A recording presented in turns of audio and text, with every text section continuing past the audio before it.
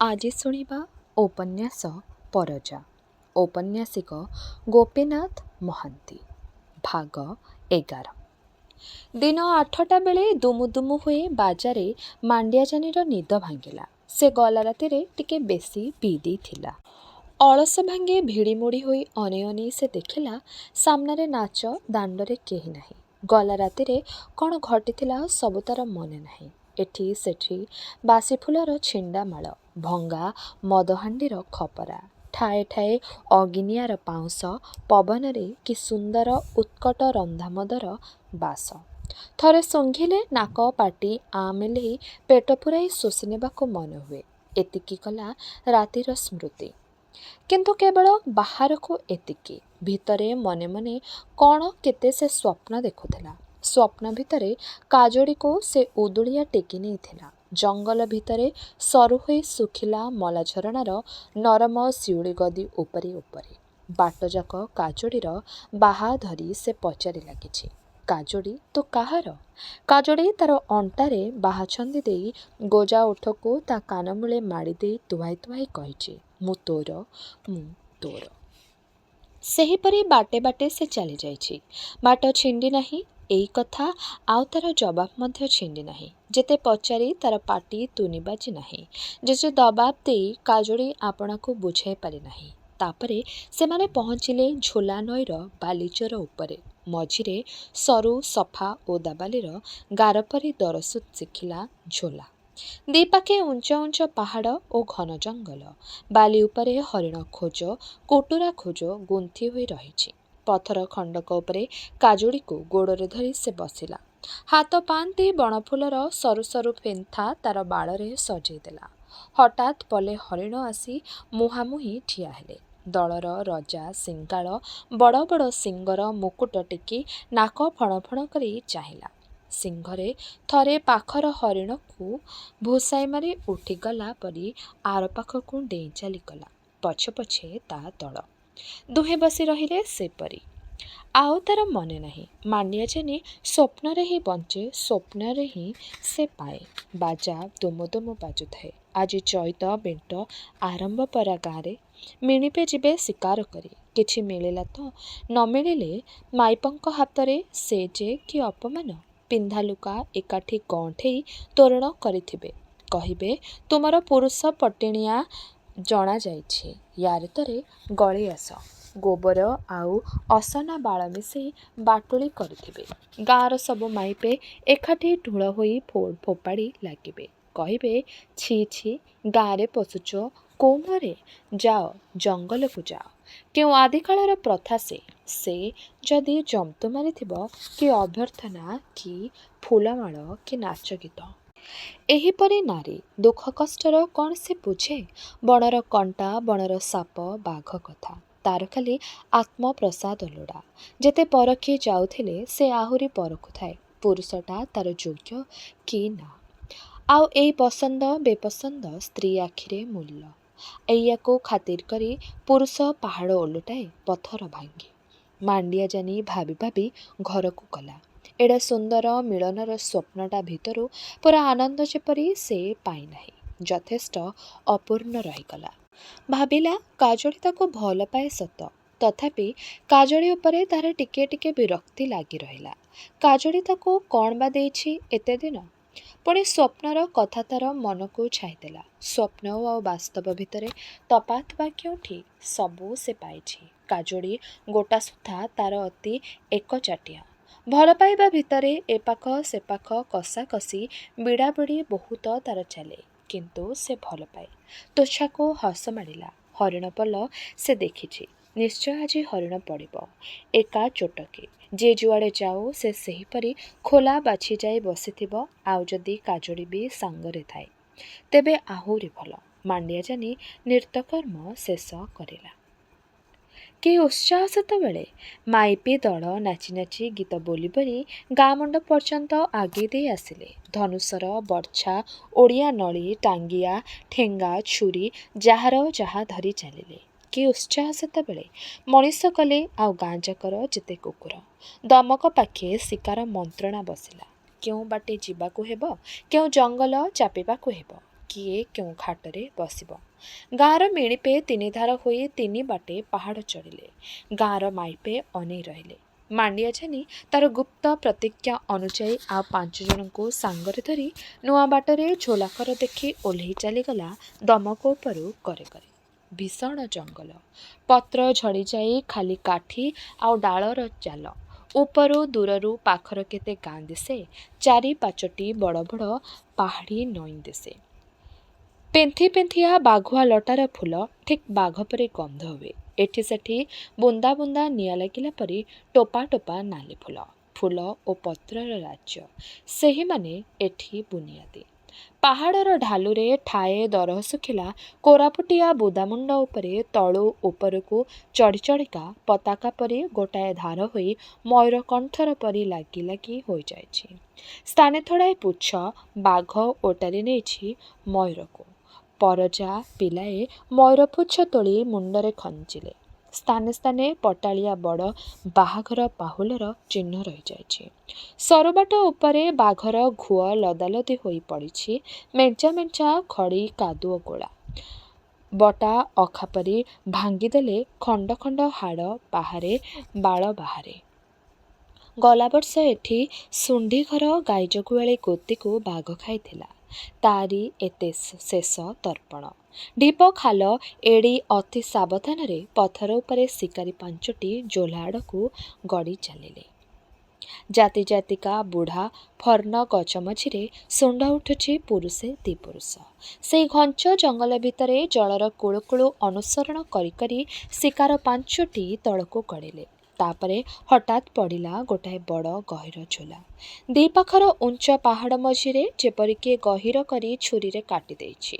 ଚଇତରେ କୂଳ ଉଛୁଳା ପାଣି ନାହିଁ। ଗୋଟାଏ କରରେ ଖାଲି ସୁଲୁ ସୁଲି ହୋଇ ପାପୁଲି ଓସାରରେ ସରୁ ଧାରଟିଏ, ବାକି ସବୁ ବାଲେସରା। ସ୍ଥାନେ ସ୍ଥାନେ ନାନା ବର୍ଣ୍ଣର ଝିକିମିକି ପଥର। ଆଶାରେ ଆଶୋଇ ହୋଇ ସେ ଝୋଲା ଭିତରେ ବାଲି ସରାଏ ସରାଏ ଶିକାରୀ 5ଟି ଚାଲିଲେ। ଉପରେ ଥିବା ଶିକାରୀ ପଲଙ୍କ ଗହଳି ଶୁଭୁଥାଏ। ସେମାନେ ଯେ ଯାହା ଛକି ବାଛି ନେଇ ସାରିଛନ୍ତି, ସରି ବାଛି ନେଇ ବଣ ଭିତରେ ପାଟି ଗହଳି କରି ହୁରୁଡ଼େଇବା ଲାଗିଛନ୍ତି। ଗୋହିରୀ ଭିତରକୁ ଶବ୍ଦ ଗଳି ପଡ଼ୁଥାଏ। ଆଶ୍ୱାସ ଆସୁଥାଏ, ଆଜି ଏତେ ଲୋକରେ ନିଶ୍ଚୟ ଜନ୍ତୁ ମିଳିବ। ଯିବ କେଉଁ ବାଟେ? ଚାରିଆଡ଼େ ଜଗୁଆଳି ପରା। ଝୋଲା ଅନୁସରଣ କରି ମାଣ୍ଡିଆ ଛାନି ମାଡ଼ି ଚାଲିଲା। ଗହୀର ପାହାଡ଼ କନ୍ଦରା ଭିତରୁ ଉପରର ଆକାଶ ଦିଶେ 2 ପାହାଡ଼ର ତୀଖ ମଉଡ଼ର ଧାରେ ଧାରେ ସାପେ ସାପେ। ପାହାଡ଼ ନିଃସଂଶୟରେ ହାତଗୋଡ଼ ବିଛେଇ ଦେଇଛି। ଉପରୁ ତେଣୁ ଖଣ୍ଡ ଖଣ୍ଡ ପାହାଡ଼ ତଳ ଆଡ଼କୁ ଝୁଙ୍କି ଓହଳି ପଡ଼ିଲା ପରି ରହିଛି। ସବା ଉପରେ ଏଠି ସେଠି ଗୋଟାଏ ଗୋଟାଏ ଅହେତୁକୀ ବଡ଼ ଗଛ। କିଏ କେଉଁ ଆଡ଼କୁ ଅନେଇ ରହିଛି। ବାଜା ଶବ୍ଦରେ ଚମକି ଯାଇ ମସ୍ତବଡ଼ ଗୋଟାଏ ଅଜଗର ଉପରୁ ଝୁଙ୍କି ପଡ଼ିଥିବା ପାହାଡ଼ ସନ୍ଧିରେ ବଙ୍କା ତେଢ଼ା ବରଗଛ ଦେହରେ ଦେହ ବାଙ୍କେଇ ବାଙ୍କେଇ ଧୀରେ ଧୀରେ କେଉଁ ଖୋଲ ଭିତରକୁ ଚାଲିଗଲା। ତାର ଲାଞ୍ଜଟା ତରଳ ଝୋଲା ଉପରେ ଓହଳି ଓହଳି ଦୋହଲି ଦୋହଲି କେଉଁଆଡ଼େ ଅନ୍ତର୍ନିହିତ ହୋଇଗଲା। ଗହନ ବଣବାଟରେ ଚାଲିଲେ 5ଟି ଶିକାରୀ। ସ୍ଥାନେ ସ୍ଥାନେ ଝୋଲାର ବାଲିକୁ ହରିଣପଲ ମନ୍ଥି ଚକଟି ପକାଇ ଯାଇଛନ୍ତି। ଖୋଜ ଚିହ୍ନ ଏତେ ଗଣିଲେ ଗଣି ହେବ ନାହିଁ। ସେଇ ତାଙ୍କର ତୁଠ ଅଣ୍ଟା ପାଣି କରିବାକୁ, ବଣଭୋଜି କରି ପଙ୍ଗତ ଲଗାଇ ଗପସପ ହେବାକୁ। ଏହିପରି ଖୋଜ ଚିହ୍ନ ଠା ଠା ଏତେ ବେଶୀ। ଶିକାରୀର ଛାତି ନାଚି ଉଠେ। ଜନ୍ତୁର ଖଣି ଏଠି ଜନ୍ତୁ ପଡ଼ିବ ନାହିଁ। ଆହୁରି ଭିତରକୁ ସେମାନେ ଚାଲିଗଲେ। ବଙ୍କେଇ ବୁଲି ନହ ନହ ହୋଇ ଝୋଲା ଚାଲିଥାଏ। ବାଗ ଦେଖି ଘାଟି ଜାଗା ଜଗି ଜଣେ ଜଣେ ବସି ପଡ଼ିଲେ। ଶେଷ ମୁଣ୍ଡରେ ପୁରୁଣା ଓଡ଼ିଆ ନଳୀଟି ଧରି ମାଣ୍ଡିଆ ଛାନି ସଜାଡ଼ି ହୋଇ ବସି ରହିଲା। ସେଠି ପାଣି ଧାର ଟିକିଏ ଗୋଲେଇ ବୁଲିଛି। ମୁହଁ ପଟୁ ସରୁ ଝୋଲାଟିଏ ଧାଇଁ ଆସି ପାହାଡ଼ ଦିହରେ ବଡ଼ ପାଲିସ୍ କରି ଗାଡ଼ ଗାଡ଼ ହାଣ୍ଡି 4-5ଟି କାଟି ଧରି ବଡ଼ ଝୋଲାରେ ମିଶି ଯାଇଛି। ବଡ଼ ଚଟାଣ ଖଣ୍ଡେ, ତା ଚାରିପାଖେ ନାଲିଚା ନାଲିଚା ତେଲ ଚିକି ଚିକି ପାଣି। ଓଢୁଆଳରେ ବନ୍ଧୁକ ସଜେଇ ବାରୁଦ ଦେଇ କନକନ ହୋଇ ଚାହିଁ ଚାହିଁ ସେ ବସି ରହିଲା। ସବୁ ତୁନ୍ତାନ୍। ଉପରୁ ବେଳୁବେଳେ ପାଟି ଶୁଭୁଥାଏ, କିନ୍ତୁ ବହୁତ ଦୂରରେ ଦୂରରେ। ଭୟଙ୍କର ନିଃଶବ୍ଦ ଝୋଲାର ଭୀଷଣତା ସେ ବଢ଼େଇ ଦିଏ। ଥାଇ ଥାଇ କଟକଟ ମଡ଼ମଡ଼ ଶୁଭେ। ମାଣ୍ଡିଆ ଛାନି ଚମକି ଉଠେ। ପୁଣି ଦେଖେ କିଛି ନାହିଁ। ଖାଲି ଝୋଲାର ଗୁରୁ ଗୁରୁ। ହୁ ହୁ କରି ନିବିଡ଼ କଣ୍ଟା ବାଇଁଶୀ ବଣରେ ପବନ ପଶେ। ମହୁମାଛିମାନେ ଘାଉଁ ଘାଉଁ କରି ଉଠନ୍ତି। ଭୂଇଁ ପତନରେ ଗଛ କାଖରେ ମହୁ ଫେଣା। ସାମ୍ନାର ଏ ଶୋଭାକୁ ଅନେଇ ବସିଲା ବେଳେ କେତେ ପ୍ରକାର ଚିନ୍ତା ମନ ଭିତରେ ଖେଳିଯାଏ। ଆଗର ସେ ପାହାଡ଼ କାନ୍ଥି ଉପରେ ଠାଏ ଠାଏ ଯେଉଁ ବଡ଼ ପଥର ସବୁ ମୁହାଁମୁହିଁ ହୋଇ ଘର ଉଞ୍ଚରେ ସଜା ହୋଇଛି, କେଡ଼େ କିଟିକିଟିଆ ଅନ୍ଧାର ଛିରିକି ପଡ଼ୁଛି ତା ସନ୍ଧିରୁ। କରକରକେ ବଣ କଦଳୀ ଧୀରେ ଧୀରେ କାନ ଦୋହଲାଉଛି। ସବୁ ସୁନ୍ଦର, ସବୁ ଶାନ୍ତ। କିନ୍ତୁ କିଏ ବା କହିବ, ହଠାତ୍ ଯଦି ମହାବଳ ବାଘ ୟାରି ଭିତରୁ ଛପି ଛପିକା କେତେବେଳେ ବାହାରି ପଡ଼ିବ? କିଏ କହିପାରେ? ଏତେ ବଡ଼ ଅତଟ ପାହାଡ଼ କାନ୍ଥ ବାଟେ ପୁରୁଖା ପୋଢ଼କୁ ମୁହଁରେ ଟେକି ଧରି ନାଚି ନାଚି ବାଘ ଚଢ଼ି ଚାଲିଯାଏ। କିଏ କହିପାରେ? ଏ ଅନ୍ଧାରୀ ଗୁମ୍ଫାରେ ଅସଂଖ୍ୟ ଭାଲୁ ଥିବେ। ଆଖପାଖ ପୁରୁଣା ମଲା ଗଛର ଖୁଣ୍ଟି ପାଖେ କେତେ ଗହୀର ଗାତ। ହୁଙ୍କା ଖୋଳି ଖୋଳି ଭାଲୁ ଖାଇ ଖାଇ ଯାଇଛି। ନଖର ଗାର ପଡ଼ିଛି। ନା, ଭାଲୁ ବଦ୍ଧ ନୁହେଁ। ପଛେ ସେ ନଷ୍ଟ କରୁ, ମାରିଲେ ମହାପାପ। କିନ୍ତୁ ବାଘ? ଭୟ ଭିତରେ ରାଗ ମଧ୍ୟ ଆସିଲା। ବାଘ ତାର ମା'କୁ ଖାଇଛି। ବାଘ ଆସିଲେ ମାଣ୍ଡିଆ ଚାନି ଆଜି ଦେଖି ନେବ। ପୁଣି ମନେ ପଡ଼େ, ଆଜି ଯଦି ଏଇ ଝୋଲା ଭିତରୁ ଆଉ ଫେରିବାକୁ ନ ପଡ଼େ ତେବେ? କାଜୋଡ଼ି ମନେ ପଡ଼ିଲା। ହୁଁ ହୁଁ କା ବାଉଁଶ ବଣର ପବନ ପରି ହୁ ହୁ ହୋଇ ଦୀର୍ଘଶ୍ୱାସ ବୋହି ଚାଲିଲା। ଏତେ ଗୁଡ଼ାଏ ତଥାପି କାଜୋଡ଼ି ଟାଣେ ଗୋଟାଏ ପାଖେ, ଆର ପାଖରେ ସାହୁକାର ଟାଣେ। ହସ ମାଡ଼ିଲା। ଏତେ ଗୁଡ଼ାଏ ଟଙ୍କା ତାର ମାଟି ହେବ? ଏତେ ଜଗି ଜାଗି କାମ ନିଏ ପରା ଗୋଧିଟି ସେ। କେମିତି ମୁହଁଟାକୁ ସାହୁକାର ବେଚିକାଟିଆ କରିଦିଅନ୍ତା, ଦାନ୍ତ ରଗଡ଼ନ୍ତା, ଓଠ ବାଟେ ଫେଣ ଗଡ଼ି ପଡ଼ନ୍ତା ଫାଙ୍କି। ଜୀବନଟା କେତେକର, କେତେ ତାର ନିଜର। କାଜୋଡ଼ି ସାହୁକାର ଏ ଦୁହେଁ ଆଗ, ତାପରେ ସେ। କିପରି ଗୋଟାଏ କିମ୍ଭୂତ ସ୍ୱପ୍ନ ଓଇଲା। ସେଇ ହଳଦିଆ ଫୁଲ ଘେରେଇ ଚଟାଣ ଉପରେ ତାର ଦେହଟା ପଡ଼ିଛି। ଟାଣି ଉଠଉଛି ଗୋଟାଏ ପାଖେ ସାହୁକାର, ଆର ପାଖେ କାଜୋଡ଼ି। ଖୁସ୍ଖାସ୍ ହୋଇ ଶବ୍ଦ ଟିକିଏ ହେଲା। ମାଣ୍ଡିଆ ଦେଖିଲା ଗୋଟାଏ ବିଲୁଆ ଅଳ୍ପ ଦୂରରେ ଥକ୍କା ହୋଇ ତାକୁ ଚାହିଁ ଦେଖୁଛି। ଚାରି ଆଖି ଭେଟାଭେଟି ହେଲା। ବିଲୁଆ ଚାଲିଗଲା। ମାଣ୍ଡିଆ ଚାନି ଭାବିଲା, କାହିଁକି ଏ ବିଲୁଆଟା ଆସିଲା? ଆଜି ବାଟରେ ଠେକୁଆ ପିଲା ଦେଖା ହୁଏ ନାହିଁ। ଭଲ ଶିକାର ଜୁଟିବ। କିନ୍ତୁ କି ଶିକାର? ବିଲୁଆ କାହିଁକି ଆସିଥିଲା? ବିଲୁଆର ଚାହାଣୀରେ ସତେ କି କେଉଁ ଇଙ୍ଗିତ ଥିଲା। କେଉଁଠି ସେ ଦେଖିଥିଲା ଏ ଚାହାଣୀ? ହଁ, ବହୁଦିନ ତଳେ ସୁଣ୍ଡିଘର ବଗିଚାରୁ ଲୁଚେଇ ଲୁଚେଇ ମକା ତୋଳିଲା ବେଳେ ବାଟରେ ଜଗୁଆଳି ଶବ୍ଦ କଲେ ଜଣେ ପରି ତରକାଇ ଦେଉଥିଲା ଖାଲି ଚାହାଣୀରେ। କିଏ ସେ? ମା। ମାଣ୍ଡିଆ ଚାନିର ରୁମ ଟାଙ୍କୁରି ଥିଲା। ଆଖି କଟମଟ କରି ଟାଣି ଉଟାଇ ନେଲା। କେହି କୁଆଡ଼େ ନାହାନ୍ତି। ବିଲୁଆଟା ଠିଆ ଠିଆ ସତେ କି ଅଦୃଶ୍ୟ ହୋଇଗଲା। ଭୟ ବଢ଼ିଲା। କିନ୍ତୁ ଠିକ୍ ସେତିକି ବେଳେ ଝୋଲା କର ବୁଦା ଭିତରେ ବିଜୁଳି ମାରିଲା ପରି ଗୋଟାଏ ବଡ଼ ଶିଙ୍ଗାଳ ଉଛୁଳି ଆସି ଠିଆ ହେଲା। ମୁହଁକୁ ଉପରକୁ କରି ଚାହିଁନେଲା। କେଡ଼େ ବଡ଼ ବଡ଼ ଶିଙ୍ଗ ତାର। ମାଣ୍ଡିଆ ଚାନି ଭୟ ଭୁଲିଗଲା। ବାରୁଦ ଉପରେ ନିଆଁ ଅଟା ମାଡ଼ିଦେଲା। ଲକ୍ଷ୍ୟ କରି ଅନାଇ ରହିଲା। କିନ୍ତୁ ଓଡ଼ିଆ ନଳି ହଠାତ୍ ଫୁଟେ ନାହିଁ। ସୁର୍ ସୁର୍ ସୁର୍। ରଞ୍ଜକ ଭୁରୁ ଭୁରୁ ହେଲା। ଶିଙ୍ଗାଳ ଚମକି ପଡ଼ି ଚାହିଁଲା। ତାପରେ ଏକାଟିଆରେ ଝୋଲା ପାଖକୁ। ପ୍ରଚଣ୍ଡ ଘଡ଼ଘଡ଼ି ଶବ୍ଦ ହେଲା। ଢାଇ। ଶିଙ୍ଗାଳ ସେତେବେଳେ ଅଦୃଶ୍ୟ ହେଇଗଲାଣି। ମାଣ୍ଡିଆ ଚାନି ବାରୁଦ ଠେସି ପୁଣି ନଳି ସଜାଡ଼ିଲା। 5 ଜଣ ଯାକ ଏକାଠି ହେଲେ। ପୁଣି ଝୋଲା ଭିତରେ ଆହୁରି ଦୂରକୁ ପଶିଯାଇ ନୂଆ ଜାଗା ବାଛି ବସି ରହିଲେ। ଅସଂଖ୍ୟ ମିରିକ ଖୋଜରେ ଝୋଲାର ଭୂଇଁ ଚକଟା ଚକଟି ହୋଇଯାଇଛି। ଢାଇ ଶବ୍ଦରେ ସାହସ ଆସିଛି। ଜନ୍ତୁ ପଛେ ଖସିଯାଉ। ପୁଣି ସେମାନେ ଅପେକ୍ଷା କରି ରହିଲେ। ଆଜି ଖୁଦୁର ପିଲା, ଅର୍ଥାତ୍ ଠେକୁଆ ଦିଶା ପଡ଼ିନାହିଁ। ନିଶ୍ଚୟ ଜନ୍ତୁ ବାହାରିବ। ଦିନ ଗଲା। ପାହାଡ଼ରୁ ଗଡ଼ି ଛାଇର ବୋଝ ଝୋଲା ଭିତରକୁ ଖସି ଆସିଲା। ଶୁଖିଲା ପତ୍ର ପରି ପାତଳ କାନ। ବହୁତ ବେଳ ହେଲାଣି ବଡ଼ ଶାଗୁଣାଟାଏ ପାହାଡ଼ ମୁଣ୍ଡିଆ ଉପରେ ଚକ୍ରି ମାରୁଛି। ବାଘଖିଆ ମଡ଼କୁ ଅନୁସନ୍ଧାନ କରୁଛି ପରା। ଦିନ ଗୋଟାକର ଝୋଲାମରା ତାତି ମଣିଷ ଉପରେ ମାହାଳିଆ ଗଲା। ଶିକାର ନାହିଁ। ମନ ଦବି ଆସିଲା। ଆସିଲା ବେଳେ ଠିକ୍ ଦୀପ ତେଜିଲା ପରି ଯେଉଁ ଆଶା ଜଳି ଜଳି ଝୋଲାର ଅନ୍ଧାର ଭିତରେ ବାଟ କଢ଼ିଥିଲା, ବର୍ତ୍ତମାନ ତାହା ନିଭିଛି।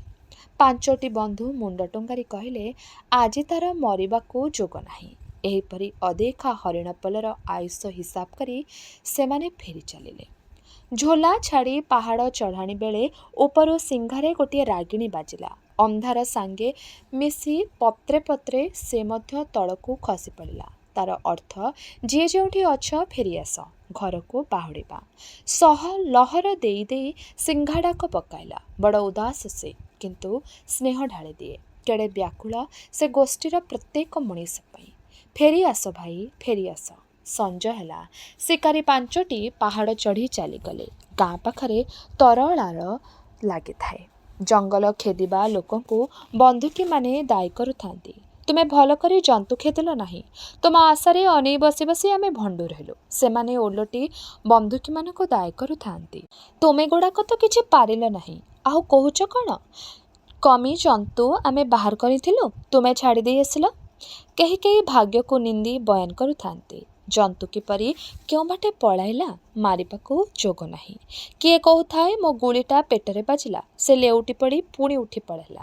କିଏ କହୁଥାଏ ମୁଁ ମାରିଥାନ୍ତି ଯେ ବନ୍ଧୁକ ଉଠେଇ ଭାବିଲି ଗୁଳି ତ ଧିଅରେ ବାଜିବ।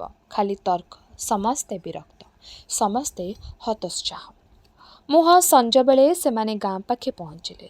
ପୂର୍ବକାଳର ରୀତି ଅନୁସାରେ ସ୍ତ୍ରୀ ଲୋକମାନେ ଭର୍ତ୍ସନା କରି ଅପମାନ କରିବାକୁ ଆସିଲେ। କାଜଡ଼ି ତୁହାଇ ତୁହାଇ ମାଣ୍ଡିଆଜାନି ଉପରେ ଅସନା ଗୋବର ଗୁଳି ପକାଉଥାଏ, ଆଉ ଫୋପାଡ଼ୁଥାଏ ଜିଲି। ତାର ବି ଭାଇ ଛଡ଼ା ଆଉ କିଏ ଅଛି କାହାକୁ ସେ ଫୋପାଡ଼ିବ? ଦୁଇଆଡ଼ୁ ଫୋପାଡ଼ା ଖାଇ ମାଣ୍ଡିଆଜାନି ହସୁଥାଏ, କହୁଥାଏ ରହ ରହ। ମନେ ମନେ ସେ ଭରସା ପାଇଥିଲା କାଜଡ଼ି ତଥାପି ତାର। ମଣିଷର ଜୀବନରେ ଭଲ ପାଇବା ଅନେକ ଥର ଆସେ ପ୍ରତି ମୁହୂର୍ତ୍ତରେ। ଅସଂଖ୍ୟ ତାର ରୂପ, କିନ୍ତୁ ପହିଲି ଭଲ ପାଇବାର ସଜ ସରାଗ ଝଲକରେ ଆସି ଝଲକରେ ଯାଏ। ଜୀବନର ଧୂସରା ବାଟରେ ସେ ଆଉ କେବେ ଦେଖା ପଡ଼େ ନାହିଁ। ଅନ୍ଧାରୀ ଫରଛାରେ ଶାନ୍ତ ନିଃଶବ୍ଦତା ଭିତରେ ଅଚାନକ କଜଳପାତିର ସଙ୍ଗୀତ ପରି ସେ ନିଦ ମଳମଳ ଆଖିରେ ଧଡ଼ମଡ଼ି ଉଠେଇ ଦିଏ। ଦୁଃସ୍ୱପ୍ନର ଘୋର କଟିଯାଏ। ଅଧାଚିଆ ପ୍ରକୃତି ଉପରେ ହୃଦୟର ସ୍ନେହ କାକର ଟୋପା ପରି ବିଞ୍ଚି ହୋଇ ପଡ଼େ। ସ୍ୱାର୍ଥ ଯାଏ ତୁଟେ। ହେଇ ଇଚ୍ଛା ଆସେ, ହେ ଈଶ୍ୱର, ସମସ୍ତେ ସୁଖରେ ଥାନ୍ତୁ। ଶତ୍ରୁ ବନ୍ଧୁ ଭୁଲି ସ୍ନେହରେ ବାଣୀ ଗାଇଯାଇ ହୃଦୟ କଜଳପାତି ସଙ୍ଗେ ସମତାଳ ରଖି ପୂରବୀର ଲହରେ ହୃଦୟ ଚେଇଁ ଉଠେ। କି ମୁହଁ ସେ! କେତେ ତ ଅପୂର୍ଣ୍ଣ ଥାଏ, କେତେ ଭୁଲ ଭ୍ରାନ୍ତି, କେତେ ଅବୁଝା ଅଦବୁଝା କଥା ମିଶି ମଣିଷର ଏଇ ପହିଲି ଭଲ ପାଇବା।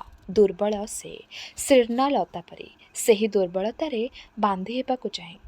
ସବୁ ସେ ନଈ, କିନ୍ତୁ ଆପଣାର ଛଳଛଳରେ ଆପେ ବିଭୋରା। ସେହିପରି ସେ ସତ୍ତା ହରାଏ। ଦିନ ଆଲୁଅରେ କେତେ ମନଭୁଲାଣି କଥା ଅନୁଭୂତିକୁ ଓଟାରି ଘେନିଯାଏ। ଗୁଣରେ ବର୍ଣ୍ଣରେ ଲାଭ ଲୋକସାଣର ଫଳାଫଳ ଉପରେ ତଉଲ ହୁଏ, ମୂଲ ହୁଏ। କାହିଁ ଛୋଟିଆ କଳା କଜରପାତିର ଗୀତ। କେତେ ପଛରେ ସେ। ସେହି ଥିଲା ପହିଲି ଭଲ ପାଇବା, ଯାହାର ପୃଷ୍ଠପୋତ ରାତି ଶେଷରେ ନିଃଶବ୍ଦ ଶାନ୍ତ ବିସ୍ତୃତି, ଯାହାର ବିବର୍ତ୍ତନ ଅନ୍ଧାର ଶେଷରେ ନୂଆ ଆଲୁଅର ଉନ୍ମେଷ। ସେହି ଧୂସରା ବାଟ ସରେ ନାହିଁ। ହଠାତ୍ ପୁଣି କେବେ ରାତି ଓହ୍ଲାଏ। ସବୁ ନିଭିଯାଏ। ଦିନର ଝୁଲାମୁଣି ଖାଲି ପଡ଼ିଯାଏ। ଫାଙ୍କା ମୁଠା ହାଲୁକା ହୋଇ ବାହାରି ଆସେ। ମୁଁ ପଣ ସରିଛି। ପୁଣି ସେହି ଆଶୀର୍ବାଦ, ସୁଖରେ ଥାନ୍ତୁ ସମସ୍ତେ। କେଡ଼େ ବିଷାଦର ସେ, କେଡ଼େ ଅଭିମାନୀ। କାହାର କେତେବେଳେ ଭାତି ଓହ୍ଲାଏ। ତେଣିକି ଖାଲି କଳର କାମ। ପାହାଡ଼ ଉପରୁ ଢାଲୁ ଚଢ଼ାଏ ଚଢ଼ାଏ ଗଡ଼ି ଆସୁଥିବା ବଡ଼ ବଡ଼ ପଥର ପରି। ଜିଲିର ପହିଲି ଭଲ ପାଇବାର ରଙ୍ଗ ଉଡ଼ି ଯାଇଥିଲା। ସବୁଠି ସବୁ ଆଘାତ ଯାହା କରେ। ଗୋଟାଏ କବାଟ ଆଜିଠୁ ଧଡ଼କିନା ବନ୍ଦ ହେଲା। କେଉଁଠି କ'ଣ ଗୋଟାଏ ସରୁ ସରଳ ଥିଲା, ବଙ୍କେଇ ବଙ୍କେଇ ମୋଡ଼ି ମୋଡ଼ି ହୋଇ ମୋଟା ହୋଇଗଲା। ଏଣିକି ସେ ଆଘାତ ସହିବ, କିନ୍ତୁ ସେ ମୋଟା ହୋଇଗଲା। ପହିଲି ଭଲ ପାଇବାର ଉଷା ଉଦିଆନ ଦିଗରେ ହିଁ ନିଭିଗଲା କେଉଁଆଡ଼େ। ଠିକ୍ କହିହେବ ନାହିଁ ଦୁଃଖ କି ଲଜ୍ଜା। ଏଡ଼େ ଗହନ ସେ, ଦିନର ଆଲୁଅ ସହିପାରିବ ନାହିଁ। ଯେଉଁପରି କେଉଁ ସ୍ତ୍ରୀ ସମାଜର ଆଖିରୁ ଲୁଚେଇ ଅନ୍ତୁଡ଼ିରେ ସନ୍ତାନର ତଣ୍ଟି ଚିପି ଦେଇ ଅନ୍ଧାରୁଆ କାଳିଆ ଝୋଲାରେ ତାକୁ ପୋତି ଦେଇଛି। ଛାଡ଼ି ଆସି ପାରୁନାହିଁ। ବସି ଅନେଇ ଅନେଇ କାନ୍ଦୁଛି। ମରୁ ସେ ଧାରଣା। କିଏ କାହାର? ବାଗ୍ଲା ତାର କ'ଣ? ଆଜିଠୁ ତାର ନାଁ ଲୁଚୁ। ଯାଉ ସେ, ଯାଉ ଯାଉ। କିନ୍ତୁ ଚୈତର ପ୍ରଖର ଆନନ୍ଦ ଭିତରେ କାନ୍ଦଣା ଲୁଚାଇବାର ସ୍ଥାନ କାହିଁ? ଲୁଚାଇବାକୁ ହେବ ଗହୀରିଆ ଝୋଲା ଭିତରେ। ନାରୀ ତାହା ଜାଣେ। ତେଣୁ ସେ ବିଜୁଳି ହେଲେ ହେଁ ମାଟି, ମାଟି ହେଲେ ହେଁ ବିଜୁଳି। ସଞ୍ଜ ବୁଡ଼ୁ ତାର ମୁଣ୍ଡ ବଥେଇଲା। ସେ ଘରେ ରହିଲା, ଅନ୍ଧାରରେ ଅଣ୍ଡାଳି ହେଲା କି ଉପହାର ବାଗ୍ଲା ତାକୁ କେବେ ଦେଇଥିଲା। ମାଳି ଦିଶରୀ ନାଲି ପାନିଆ ଖଣ୍ଡେ, ତାର ଦାନ୍ତ ଭାଙ୍ଗିଛି, ଟିକେ ଦର୍ପଣଟିଏ, ଖଣ୍ଡେ ସାବୁନ, ସେ ସେହିପରି ଅଛି। ସବୁ ସେ ଭାଙ୍ଗିଲା, ଛେଚିଲା, ଚୁରିଲା। ସକାଳ ପାଇଁ ମାଣ୍ଡିଆ ପେଜ ଆଉଟୁ ଆଉଟୁ ଚୁଲି ପାଖରେ ବସି ସବୁ ସେ ନିଆଁରେ ପକାଇଲା। ଯାଉ, ସବୁ ଯାଉ। ଭାବୁ ଭାବୁ ଆଖିରୁ ଧାର ଛୁଟିଲା। କ୍ରମେ ଚୁଲିରୁ ନିଆଁ ଲିଭି ଆସିଲା। ଜିଲି ଯୋଉଠି ସେଇଠି। ଅଜାଣତରେ କାନ୍ଦଣାର ସକ କଇଁ କଇଁ ଶୁଭିଲା। ସେ ଜାଣେ ନାହିଁ ସେ କ'ଣ କରୁଛି। ପଛପଟୁ ଶୁକ୍ରଚାରୀ ଆସିଲା। ତାର କାନ୍ଧରେ ହାତ ପକେଇ ଆସ୍ତେ ହଲାଇ କାନ ପାଖରେ କହିଲା, ତୁ କାନ୍ଦୁଛୁ ମା?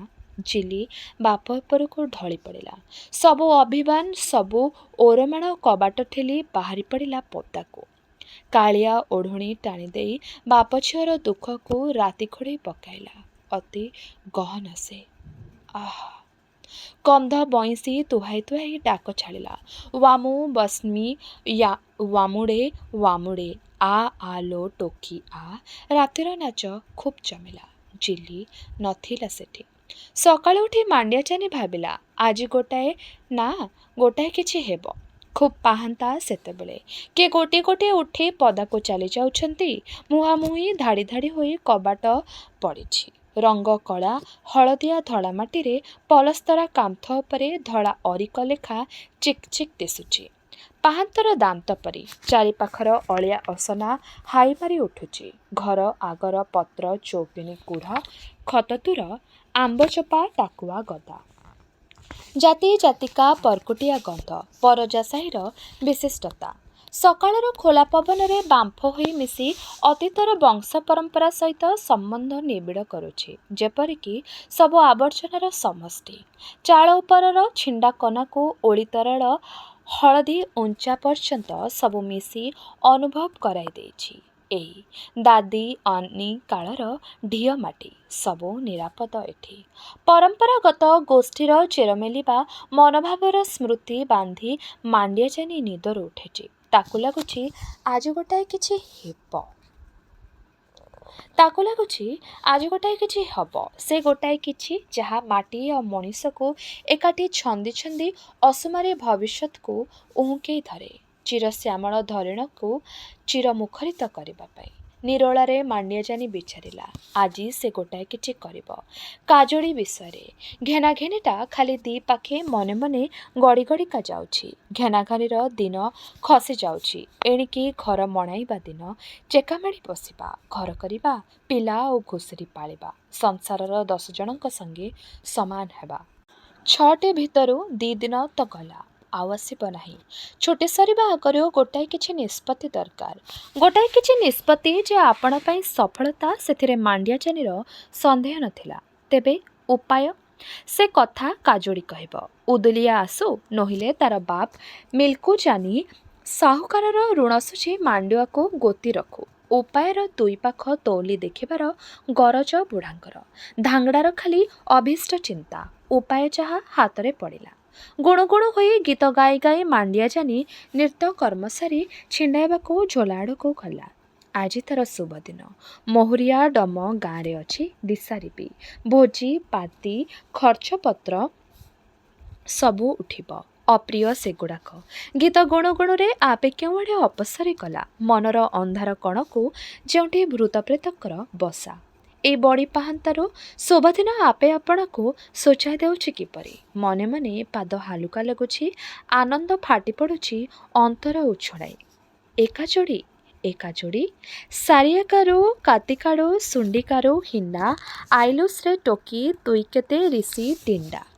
ଗାର୍ଡ। ଅର୍ଥାତ୍ ନଈ ଲେଉଟାଣି ବାଟରେ କାଜୁଳି ସଙ୍ଗରେ ଦେଖା। ଗଡ଼ାଣି ବାଟରେ ତଳୁ ଉଠି ଉଠିକା ମାଣ୍ଡିଆଚାନି ଆସୁଛି।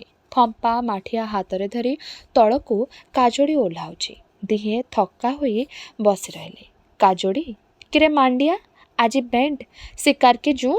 ମୁଇଁ? କାଜୁଳି ହସି ହସି ଫାଟି ପଡ଼ିଲା। ହସି ହସି ଦେହ ହଲେଇ ଭାରି ଦୁଷ୍ଟାମି ମିଶା ଚାହାଣୀରେ ମାଣ୍ଡିଆଚାନି ଆଡ଼କୁ କଣେଇ କଣେଇ ଚାହିଁଲା। ମାଣ୍ଡିଆ ଆଗେଇ ଗଲା। କାଜୁଳି ବାଟ କାଟି ଧାଇଁ ଧାଇଁ ପଳେଇ ପଳେଇ ଓହ୍ଲାଇଲା। ମାଣ୍ଡିଆ ସିଟି ମାରି 2 ଖୋଜ ଉପରକୁ ମାଡ଼ି ପୁଣି ପଛକୁ ଅନାଇ ହାତ ଥରେ ଡାକିଲା, କାଜଳି ଅନାଇଲା। ମାଣ୍ଡିଆ କାଜଳି ବୁଲି ପଡ଼ି ତଳକୁ ଓହ୍ଲାଇଲା। ମାଣ୍ଡିଆ ଦିଖୋଜ ତଳକୁ ଓହ୍ଲାଇଲା। କାଜଳି ଆହୁରି ତରତର ହୋଇ ତଳକୁ ଓହ୍ଲାଇ ଯାଉଥାଏ। ପାହାଚକୁ ପାହାଚ ଡେଇଁ ଡେଇଁ ନାଚି ନାଚି ଗୁଣୁଗୁଣୁ ହୋଇ ଗୀତ ଗାଉଥାଏ। ମାଣ୍ଡିଆ ଆବାକାବା ହେଲା। ଉପରକୁ ଉଠିଯାଇ ଅତଡ଼ା ଉପରେ ମଠେଇ ମଠେଇ ହୋଇ ତଳକୁ ଚାହିଁଲା। ଉପରେ ଉପରେ ଖରା ଅଳ୍ପ ଲାଗିଗଲାଣି। ତଳ ଅନ୍ଧାର, ମାଳ ଜଙ୍ଗଲ ଜାଲ ପରି ଦିଶିଲାଣି। ଦୁଇ ପାଖେ ଦୁଇ ଚେନା ଧାନକ୍ଷେତ ପୂରିଲା ପୂରିଲା ଚିକ୍କଣ ଗାଲ ପରି। ସକାଳ ଖରାରେ ପର୍ବତ ସବୁ ଫୁଲସ୍ତରା ମାରି ଢେଉ ଢେଉ ସବୁ ସୁନ୍ଦର। ନିରୋଳା ନିଛାଟିଆ। ଆପେ ଆପେ ତାର ପାଦ ଚାଲିଗଲା ତଳକୁ, ଆହୁରି ତଳକୁ, ଝୋଲାତଳିର ଅନ୍ଧାର ଭିତରକୁ। ପିଠି ଆଡ଼ କରି କାଜଳି ମୁହଁ ହାତ ଧୋଉଛି। ଅରାଏ ଖରା ପଡ଼ିଛି ସେଠି, କେହି ନାହିଁ। ପାଗଳ ପରି ଆଗକୁ କୁଦିଯାଇ ମାଣ୍ଡିଆ ଜାନି କାଜଳିକୁ ବାଘ ଝାମ୍ପିଲା ପରି ଆକ୍ରମଣ କଲା। ତାର ହୋସ୍ ନାହିଁ। କାଜଳି କିଛି ଭାବିପାରିବା ଆଗରୁ କାନ ପାଖରେ ତାର ଖାଲି ସଁ ସଁ ନିଶ୍ୱାସ। ତାତିରେ ମୁହଁ ପୋଡ଼ି ଯାଉଛି। ଦେହ ଗୋଟାକ ଉପରେ ଖାଲି ଛି ଛି। ପିଟାପିଟି ଛଟାଛଟି କରି କାଜଳି ନିଜକୁ ମୁକୁଳାଇଲା। ଦୁହେଁ ତଫାତ୍ ଠିଆ ହୋଇ ଗଇଁସଇଁ ହେଉଥାନ୍ତି। ଦୁଇ ହାତ ବଢ଼େଇ ଦେଇ ବିକୃତ ଚାହାଣୀରେ ମୁହଁକୁ ବିଭଙ୍ଗ କରିଦେଇ ଫମ୍ପା ଗଳାରେ ମାଣ୍ଡିଆ କହିଲା, ଆଉ କେତେଦିନ କାଜଳି ଉଦୁଲିଆ ଆସିବୁ ନାହିଁ? ବଡ଼ ବଡ଼ ନିଶ୍ୱାସରେ ଛାତି କୋଟାକରେ ଭୂମିକମ୍ପ ଚହଲେଇ ଦେଇ ଦୁଇ ହାତରେ ଅଲରା ବାଳକୁ ମୁହଁ ଉପରୁ ହୋଲେଇ ଦେଇ ପଛକୁ ଫୋପାଡ଼ୁ ଫୋପାଡ଼ୁ କାଜଳି ଖାଲି ମୁଣ୍ଡ ହଲାଇ ନାହିଁ କଲା। ମାଣ୍ଡିଆର ସବୁ ଉଦ୍ଦାମ ଉତ୍ସାହ ଏକାଥରକେ କାକର ହୋଇଗଲା। ଆଇବୁ ନାହିଁ କାଜଳି? ତୁ ଭାଗ, ତୁ ଯା। ଛି! ମାଣ୍ଡିଆ ଜାନିର ବଳ ବୀରତ୍ୱ ପାଣି ଫାଟି ଯାଇଥାଏ। ମୁଣ୍ଡ ନୁଆଁଇ ସେ ଚାଲିଗଲା। କାଜଳିର ମୁଣ୍ଡ ହଲା ଓ ତାର ଆଖିର ତିରସ୍କାର ସେ ସହିପାରିବ ନାହିଁ। ଆଘାତ ପାଇ ସେ ଫେରିଗଲା। କାଜଳିର ଭୟ ଗଲା। ତଥାପି ମାଣ୍ଡିଆ ଜାନି ଚାଲିଯାଇଥିବା ବାଟକୁ ଅନେଇଲା କ୍ଷଣି କାଜଳିର ଆଖି ଲୁହରେ ଜାଲି ଧରିଥିଲା। କାଜଳି କାନ୍ଦିଲା। ତାର ଜୀବନରେ ଆସିଥିଲେ ବାଗ୍ଲା ଆଉ ମାଣ୍ଡିଆ, ଏହି ଦି'ଜଣ। ବାଗ୍ଲା ସବୁଥିରେ ଭଲ ଥିଲା, ଘରର ପୁଅ, ଗୋତି ନୁହେଁ, ମନ ନେଇ ଜାଣେ। ତଥାପି ମନ ବୁଝେ ନାହିଁ। ସ୍ମୃତିଗୁଡ଼ାକ କାଟି ଦଉ ଦଉ ଆପଣାକୁ ଖଣ୍ଡିଆ ଖାବୁଡ଼ା କରି ପକାଏ। ମନ ଭିତରେ ହାକୁ ହାକୁ ଜଳେ। ବାଗ୍ଲାର ବାକ୍ତତା କାଜଳି କାନ୍ଦି କାନ୍ଦି ମନ ଭିତରୁ ମାଣ୍ଡିଆ ଜାନକୁ ଧୋଇ ପକାଇବାକୁ ଚେଷ୍ଟା କଲା। ମନ ହାଲୁକା ଲାଗିଲା। ତଥାପି ମାଣ୍ଡିଆ ଜାନିର ସବୁଯାକ ଧୋଇ ହୋଇଗଲା ନାହିଁ। କାଜଳି ଘରକୁ ଫେରିଲା। ତେବେ ଏହିଠାରେ ଶେଷ ହେଲା ଔପନ୍ୟାସିକ ଗୋପୀନାଥ ମହାନ୍ତିଙ୍କର ଉପନ୍ୟାସ ପରଜାର ଏହି ଭାଗଟି। ଆଗାମୀ ଅଧ୍ୟାୟରେ ଏହି ଉପନ୍ୟାସଟିର ବାକି କଥାଗୁଡ଼ିକୁ ଆମେ ଶୁଣିବା। ରହିଲି, ନମସ୍କାର।